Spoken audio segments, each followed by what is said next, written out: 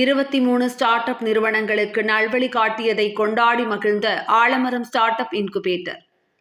ஜோஹோ நிறுவனத்தின் இணை நிறுவனர் ஸ்ரீதர் வேம்பு கலந்து கொண்டு சிறப்புரை. ஸ்டார்ட் அப் நிறுவனங்களுக்கு உதவிகளையும் வழிகாட்டுதல்களையும் வழங்கும் கோவையைச் சேர்ந்த ஸ்டார்ட் அப் இன்குபேட்டர் நிறுவனமான ஆலமரம் இன்று அதனிடம் வழிகாட்டுதல்கள் பெற்று 23 ஸ்டார்ட் அப் நிறுவனங்கள் முன்னேறியுள்ளதை கொண்டாடும் விதமாக இந்த நிறுவனங்கள் வழங்கக்கூடிய சேவைகள், பொருட்கள் பற்றி எடுத்துரைக்கவும் டெமோடே எனும் நிகழ்வை கோவையில் மிகச்சிறப்பாக நடத்தியது. இந்த நிகழ்வில் இந்தியாவின் முன்னணி தகவல் தொழில்நுட்ப நிறுவனங்களில் ஒன்றான ஜோஹோ கார்ப் இணை நிறுவனர் ஸ்ரீதர் வேம்பு சிறப்பு விருந்தினராக கலந்து கொண்டார். அவருடன் ஆலமரம் நிறுவனத்தின் தலைமை செயல் அதிகாரி அம்பி மூர்த்தி, பல்வேறு ஸ்டார்ட் அப் நிறுவனங்களின் நிறுவனர்கள் மற்றும் முதலீட்டாளர்களும் கலந்து கொண்டனர். இதற்கு பின்னர் நடைபெற்ற செய்தியாளர்கள் சந்திப்பு நிகழ்வில் அம்பி மூர்த்தி பேசுகையில்,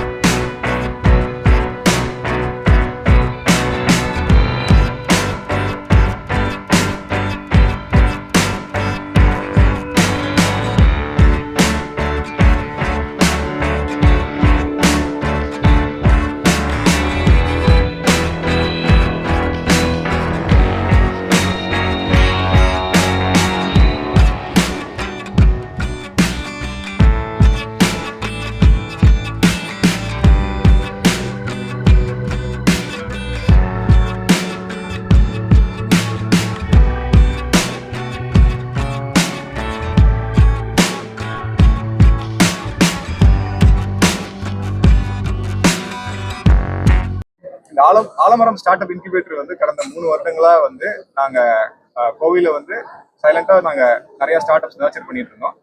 ஸோ வந்து எங்களுக்கு வந்து ஸ்ரீதரோட ஸ்ட்ராங் இந்தியா மேல ஒரு பயங்கர ஒரு பற்று இருக்கு.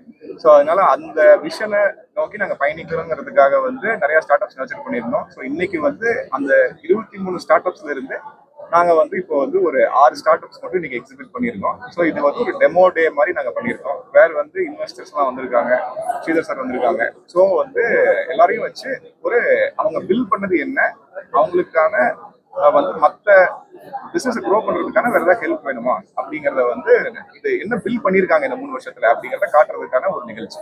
ஸோ இன்னைக்கு எக்ஸிபிட் பண்ணதுல வந்துட்டு ஸ்டார்ட் அப்ஸ் என்ன கேட்டகரியில இருந்து இருக்காங்க? ஸோ ரொபோட்டிக் ஸ்டார்ட் அப்ஸ் வந்து 2 இருக்காங்க, D2C ஸ்டார்ட் அப் வந்து 1 இருக்காங்க, அதுக்கப்புறம் வந்து டிராவல் ஸ்டார்ட் அப் 1 இருக்காங்க, அதுக்கப்புறம் கல்ச்சர் ரிவைவல் ஸ்டார்ட் அப் 1 இருக்காங்க.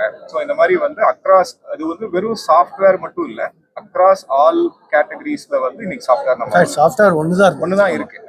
அது கான்சியஸான எடுத்த டெசிஷன் தான். ஸோ மற்ற R&D இன்டென்சிவான ஒர்க்கை வந்து எக்ஸிபிட் பண்ணணும்னு நினைச்சிருக்கோம். இன்னும் சில ஸ்டார்ட் அப்ஸ்லாம் எக்ஸிபிட் பண்ணியிருக்காங்க. மோட்டார் மேனுஃபேக்சரர்ஸ் இருக்காங்க, அக்ரிகல்ச்சர் ஸ்டார்ட் அப்ஸ் இருக்காங்க. ஸோ எல்லாமே நம்ம வந்து ஸோ நீங்கள் ஒரு ஸ்டார்ட் அப்ஸ்க்கு வந்து என்ன மாதிரி ஐடியா கொடுக்குறீங்க? ஃபண்டிங்ஸ், சப்போர்ட்ஸ் அந்த மாதிரி கொடுக்குறீங்களா? மென்டர்ஷிப் என்ன பண்றீங்க? அடுத்து இல்ல நாங்க மோஸ்ட் ஸ்டார்ட் அப் ஃபவுண்டர்ஸ் நாங்க எடுக்கிறவங்க எல்லாருமே அவங்களே எல்லாம் ஃபிகர் அவுட் பண்ணிப்பாங்க.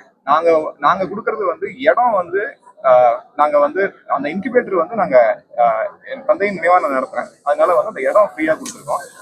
அதை தவிர வந்து மற்ற ஒரு குரூப் ஆஃப் மென்டார்ஸ் இருக்காங்க. இப்போ யாருக்காவது வந்து மேனுஃபேக்சரிங் பத்தி ஏதாவது ஒரு சந்தேகங்கள் இருக்கு, கான்டாக்ட் வேணும் அப்படின்னா அதுக்கு ஒரு செட் ஆஃப் மென்டார்ஸ் வந்து ஃப்ரீயா வாலண்டியர் பண்றாங்க.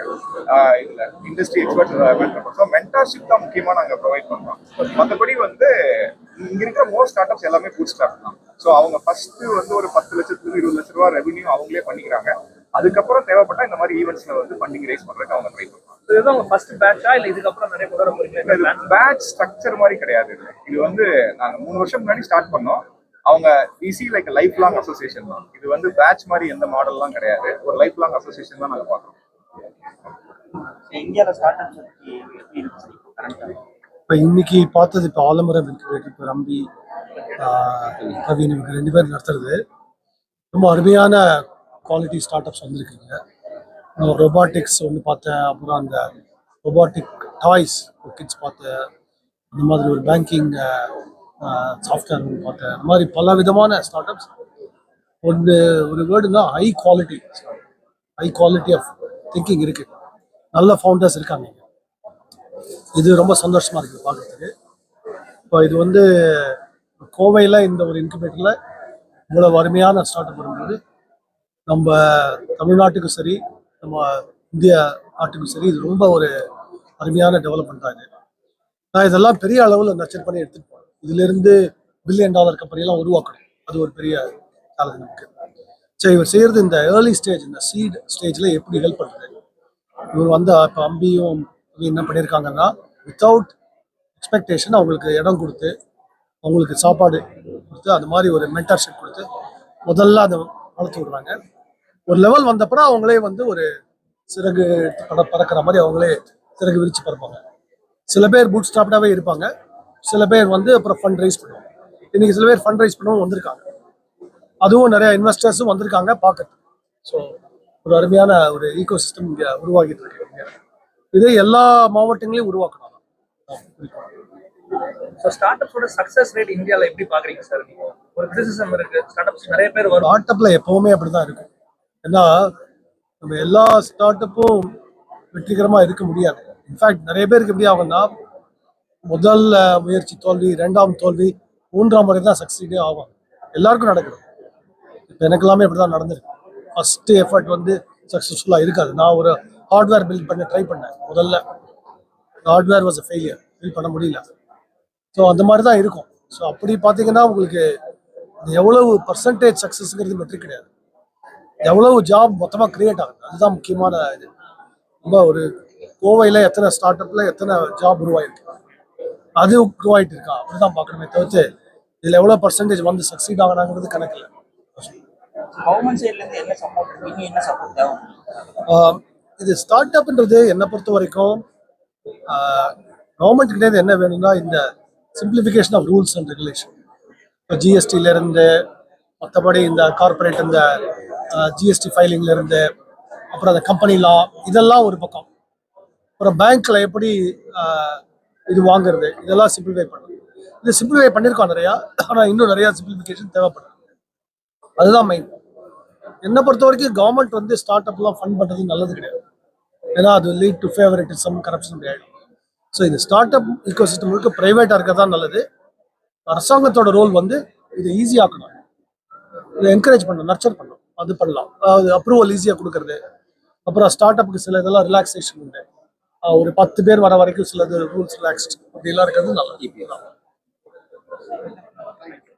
தேங்க்யூ.